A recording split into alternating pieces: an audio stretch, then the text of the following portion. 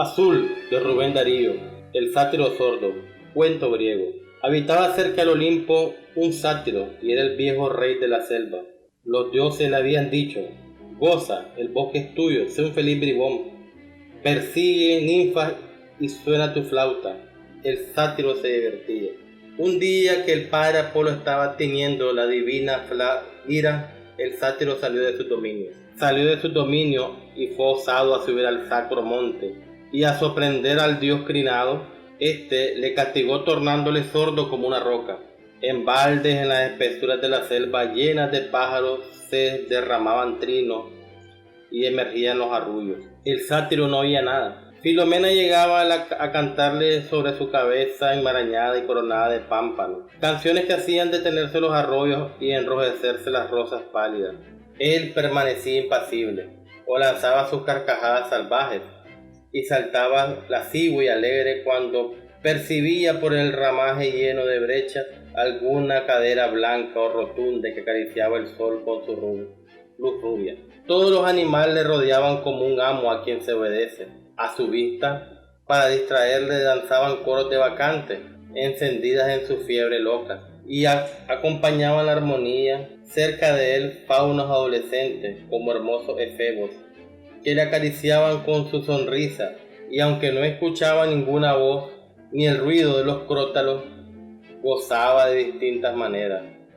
Así pasaba la vida de este rey, que tenía patas de cabro. Este era sátiro caprichoso. Tenía dos consejeros áulicos, una alondra y un asno. La primera perdió su prestigio cuando el sátiro se volvió sordo. Antes, sí, cansado de su lascivia, soplaba su flauta dulcemente. La alondra le acompañaba. Después, en su gran bosque, donde no había ni la voz del olímpico trueno, el paciente animal de larga oreja le servía para cabalgar. En tanto, la alondra, en los apogeos del alba, se le iba de las manos cantando de camino a los cielos. La selva era enorme, de ella tocaba a la alondra la cumbre, el asno el pasto. La alondra era saludada por los primeros rayos de la aurora, bebía rocío en los retoños, despertaba al roble diciéndole: viejo roble, despiértate. Se deleitaba con un beso del sol, era amada por el lucero de la mañana, y el hondo azul tan grande sabía que ella, tan chica, existía bajo su inmensidad. El asno, entre paréntesis, aunque entonces no había conversado con Kant, cierra paréntesis, era experto en filosofía, según el decir común. El sátiro, que le veía remonear en la pastura, moviendo las orejas con aire grave, tenía alta idea del pensador. En aquellos días el asno no tenía, como hoy, tan larga fama. Moviendo sus mandíbulas, no se habría imaginado que escribiesen en su loa Daniel Encius, en latín, Passerap, Buffon, y el gran Hugo en francés, Posada, y mi amigo el doctor Valderrama en español. El pacienzudo, si le picaban las moscas, las espantaba con el rabo. Daba corces de cuando en cuando y lanzaba bajo la bóveda del bosque el acorde extraño de su garganta, y era mimado ahí. Al dormir su siesta sobre la tierra negra y amable, le daban su olor las hierbas y las flores, y los grandes árboles inclinaban sus follajes para hacerle sombra. Por aquellos días, Orfeo, poeta, espantado de las miserias de los hombres, pensó ir a los bosques, donde los troncos y las piedras le comprendían y escucharían con éxtasis, y donde él pondría temblor de armonía y fuego de amor, y la vida al sonar de su instrumento. Cuando Orfeo tenía su lira, había sonrisa en el rostro apolineo. Deméter sentía gozo. Las palmeras derramaban su polen, las semillas reventaban, los leones movían blancamente su crin. Una vez voló un clavel de su tallo hecho mariposa roja, y una estrella descendió fascinada y se tornó flor de lis. ¿Qué selva mejor que la del sátiro, a quien le encantaría, donde sería tenido como un semidios? Selva de toda alegría y danza, belleza y lujuria, donde ninfas y bacantes eran siempre acariciadas y siempre vírgenes, donde había uvas y rosas y ruidos de cistros y donde el rey Capripede bailaba delante de los faunos beodos y haciendo gestos como de sileno. Fue con su corona de laurel, su lira, su frente de poeta orgulloso, erguida y radiante. Llegó hasta donde estaba el sátiro velludo y montaraz, y para pedirle hospitalidad cantó el gran Jove, de Eros, de Afrodita, de los centauros gallardos y de las bacantes ardientes.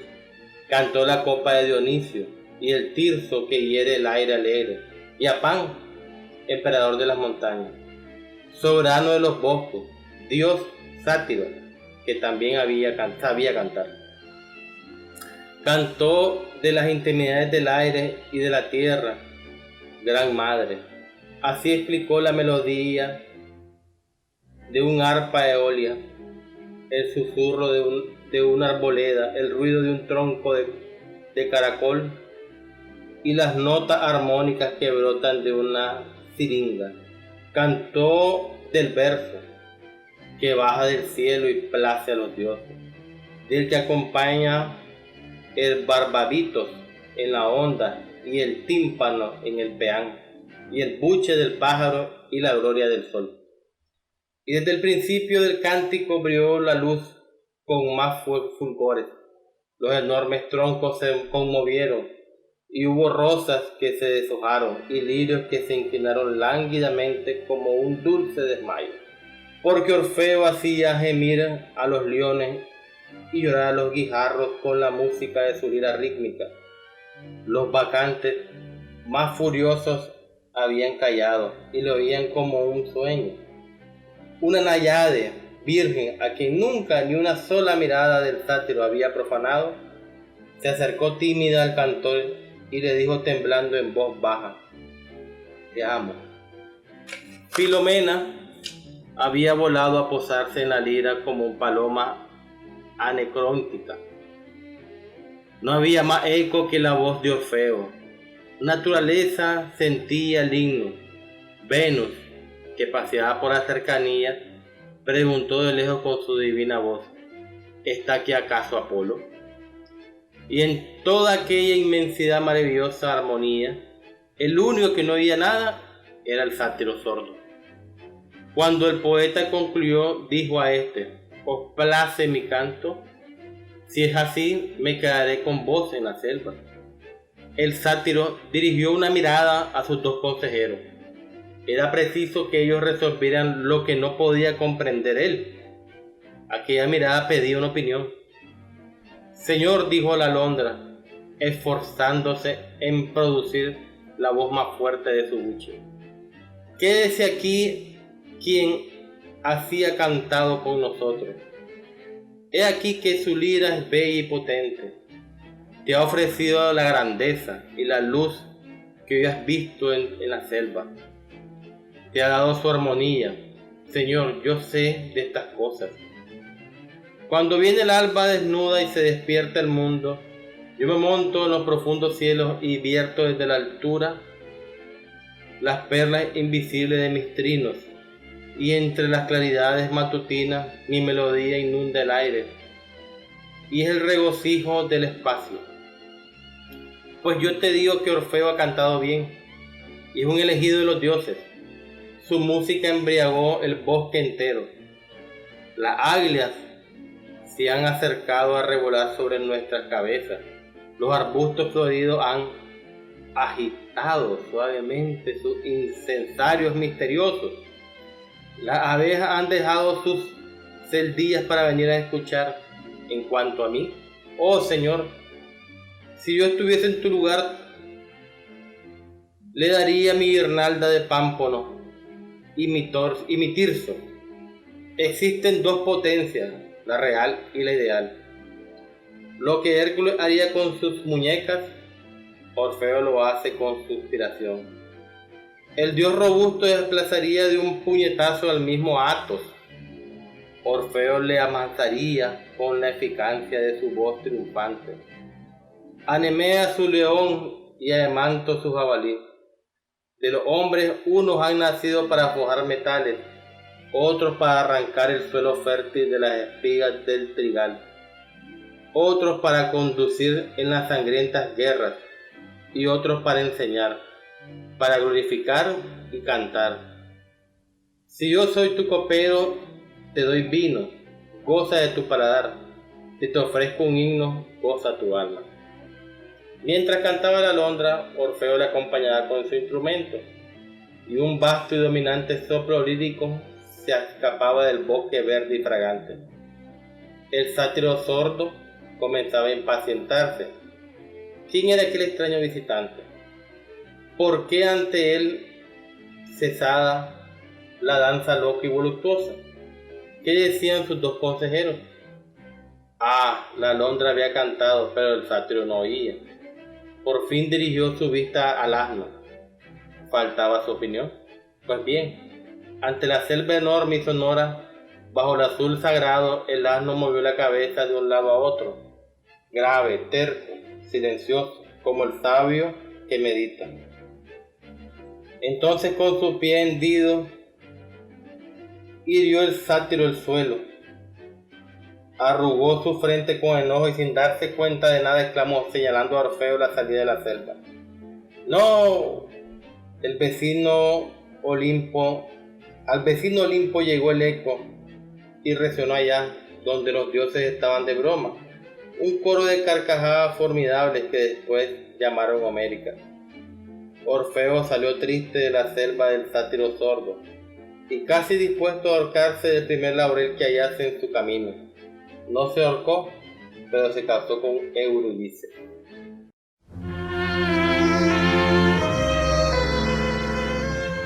Azul, de Rubén Darío.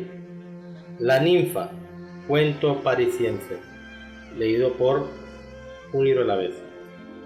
En el castillo que últimamente acababa de adquirir Lesbia, esa actriz caprichosa y endiablada que tanto ha dado que decir al mundo por sus extravagancias, nos hallábamos a la mesa hasta 6 amigos. Presidía nuestra Aspasia, quien a la sazón se entretenía en chupar como una niña golosa un terrón de azúcar húmeda, blanco entre las yemas sonrosadas. Era la hora del chartreuse. Se veían los cristales de la mesa como una disolución de piedras preciosas, y la luz de los candelabros se descomponía en las copas medio vacías, donde quedaba algo de la púrpura borgoña, del oro hirviente de la champaña, de las líquidas esmeraldas de menta. Se hablaba con el entusiasmo de artistas de buena pasta. Tras una buena comida, éramos todos artistas, quién más, quién menos, y aún había un sabio obeso que ostentaba la albura de una pechera inmaculada, el gran nudo de una corbata monstruosa. Alguien dijo: sí, Fremiet. Y de Fremiet se pasó a sus animales, a su cincel maestro, a 2 perros de bronce que, cerca de nosotros, uno buscaba la pista de la pieza y otro, como mirando al cazador, alzaba el pescuezo y arbolaba la delgadez de su cola tiesa y erecta. ¿Quién habló de Mirón? El sabio que recitó en griego el epigrama de Anaconte: pastor lleva a pastar lejos tu boyada, no sea que creyendo que respira la vaca de Mirón, la quieras llevar contigo. Lesbia acabó de chupar su azúcar y con una carcajada argentina: para mí los sátiros, yo quisiera dar vida a mis bronces, y si esto fuera posible, mi amante sería uno de esos velludos semidioses. Os advierto que más que a los sátiros adoro a los centauros, y que me dejaría robar por uno de esos monstruos robustos, solo por oír las quejas del engañado, que tocaría su flauta lleno de tristeza. El sabio interrumpió: bien, los sátiros y los faunos, los hipocentauros y las sirenas han existido como las salamandras y el ave fénix. Todos reímos, pero entre el coro de carcajadas se oía irresistible, encantadora, la de Lesbia, cuyo rostro encendido de una mujer hermosa estaba como resplandeciente de placer. Sí, continuó el sabio, ¿con qué derecho negamos los modernos hechos que afirman los antiguos? El perro gigantesco que vio Alejandro, alto como un hombre, es tan real como la araña kraken que vive en el fondo de los mares. San Antonio Abad, de edad de 90 años, fue en busca del viejo ermitaño Pablo, que vivía en una cueva. Lesbia, no te rías. Iba el santo por el yermo, apoyado en su báculo, sin saber dónde encontrar a quien buscaba. A mucho andar, ¿sabéis quién le dio señas del camino que debía seguir? Un centauro, medio hombre y medio caballo, dice un autor. Hablaba como enojado. Huyó tan violentamente que presto le perdió de vista el santo. Así iba galopando el monstruo, cabellos al aire y vientre a tierra. En ese mismo viaje, San Antonio vio un sátiro, hombre sicilio de extraña figura. Estaba junto a un arroyuelo. Tenía las narices corvas, frente áspera y arrugada, y la última parte de su contrahecho cuerpo remataba con pies de cabra. Ni más ni menos, dijo Lesbia. M. de Coquereu, futuro miembro del instituto. Siguió el sabio. Afirma San Jerónimo que en tiempo de Constantino Magno se condujo a Alejandro un sátiro vivo, siendo conservado su cuerpo cuando murió. Además, viole el emperador en Antioquía. Lesbia había vuelto a llenar su copa de menta y humedecía la lengua en el licor verde como lo haría un animal felino. Dice Alberto Magno que en su tiempo cogieron a 2 sátiros en los montes de Sajonia.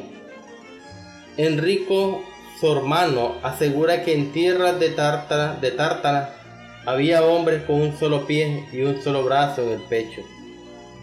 Vicencio vio en su época un monstruo que trajeron al rey de Francia. Tenía cabeza de perro. Lesbia reía. Los muslos, brazos y manos tan sin vello como los nuestros. Lesbia se agitaba como una chicuela a quien hiciesen cosquillas. Comía carne cocida y bebía vino con todas ganas. Colombine, gritó Lesbia. Y llegó Colombine, una feiderilla que parecía un copo de algodón. Tomóla su ama y entre las explosiones de risa de todos, toma el monstruo que tenía tu cara, y le dio un beso en la boca, mientras el animal se estremecía e inflamaba las naricitas como lleno de voluptuosidad. Y Filengón Traliano, concluyó el sabio elegantemente, afirma la existencia de 2 clases de hipocentauros, una de ellas como elefantes. Además, basta de sabiduría, dijo Lesbia, y acabó de beber menta. Yo estaba feliz, no había despegado mis labios. Oh, exclamé, para mí las ninfas, yo desearía contemplar esas desnudeces de los bosques y de la fuente, aunque como acción fuese despedazado por los perros, pero las ninfas no existen. Concluyó aquel concierto alegre con una gran fuga de risas y de personas. ¿Y qué?, me dijo Lesbia, quemándome con sus ojos de faunesca, y con voz callada como para que solo yo la oyera. Las ninfas existen, tú las verás. Era un día primaveral, yo vagaba por el parque del castillo con el aire de un soñador empedernido. Los gorriones chillaban sobre sus lilas nuevas y atacaban a los escarabajos que se defendían de los picotazos de sus corazas de esmeralda, con sus petos de oro y acero. En las rosas el carmín, el vermellón, la onda penetrante de perfumes dulces. Más allá de las violetas, en grandes grupos con su color apacible y su olor a virgen. Después los altos árboles, los ramajes tupidos llenos de 1000 abejos, las estatuas en la penumbra, los discobolos de bronce, los gladiadores musculosos en sus soberbias posturas gímnicas, las glorietas perfumadas cubiertas de enredaderas, los pórticos, bellas imitaciones jónicas, caritiadis, todas las blancas y lascivas y vigorosos telamones del orden atlántico, con anchas espaldas y muslos gigantescos. Vagaba por el laberinto de tales encantos cuando oí un ruido allá en lo oscuro de la arboleda, en el estanque donde estaban los cisnes blancos, como cincelados en alabastro, y otros tienen la mitad del cuello del color del ébano, como una pierna alba con medida negra. Llegué más cerca, soñaba. Oh, Numa, yo sentí lo que tú, cuando viste en su gruta por primera vez a Egeria. Estaba en el centro del estanque, entre la inquietud de los cisnes espantados, una ninfa, una verdadera ninfa, que hundía su carne rosa en el agua cristalina. La cadera flor espuma parecía a veces dorada por la luz opaca que alcanzaba por llegar a la brecha de las hojas. Ay, yo vi lirios, rosas, nieve, oro. Vi un ideal con vida y forma, y oí entre los burbujeos sonoros de la ninfa herida como una brisa burlesca y armoniosa que me encendía la sangre.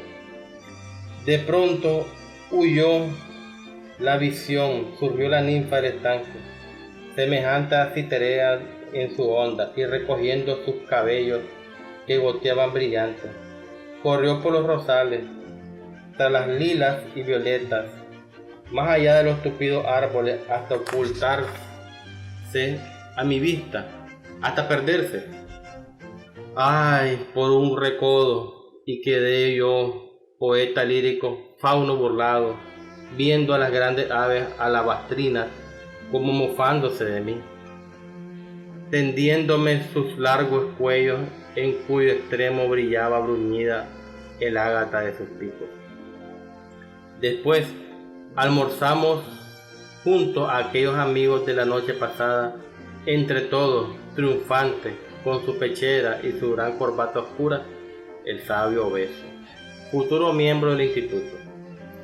Y de repente, mientras todos charlaban de la última obra de Fremiet en el salón, exclamó Lesbia con su alegre voz parisiense: «Té, como dice Tartarín, el poeta ha visto ninfas, ha contemplado todos asombrados, y ella me miraba como una gata, y se reía, como una chiquilla a quien se la hiciesen cosquillas».